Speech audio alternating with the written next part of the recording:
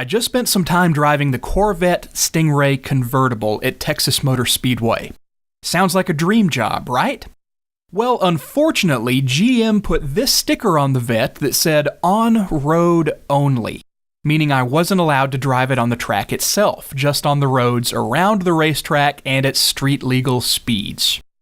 So after getting over the initial disappointment, I took it for a drive, and right away I understood why GM didn't want a bunch of idiot journalists like me driving this thing full speed on a racetrack. They'd end up with a bunch of dead journalists, because this thing is just wild.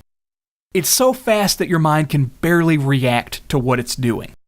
In fact, this is the kind of car that gives me a lot of respect for professional drivers, because I and the vast majority of drivers out there on the road can't even come close to wringing the full potential out of this thing. The steering, the suspension, the brakes, they all respond so fast it almost feels like telepathy. The very instant you think something, the car is doing it. There's no delay between when you give the input to the car and when it responds, which to me is how you measure a great sports car. Then, of course, there's the power. Now, the Corvette has always been a fast, powerful car, but this new Stingray is the most powerful standard Corvette ever built. The base engine makes 450 horsepower, so in a two-seater car that's super lightweight, made out of aluminum and carbon fiber, it accelerates so fast that you feel like your head is going to snap right off. I like how clean and sleek the convertible looks from every angle.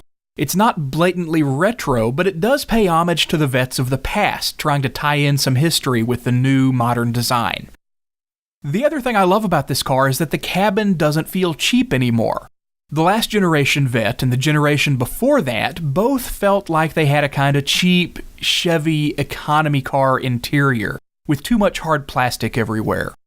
With this new one, though, when you spend $53,000 for the coupe, or $59,000 for the convertible, you actually feel like you're getting an interior that matches the price of the car. GM really did a first-rate job on the new Corvette's cabin. Even without taking it on the racetrack, I can say this. The new Corvette may be the best American sports car ever built.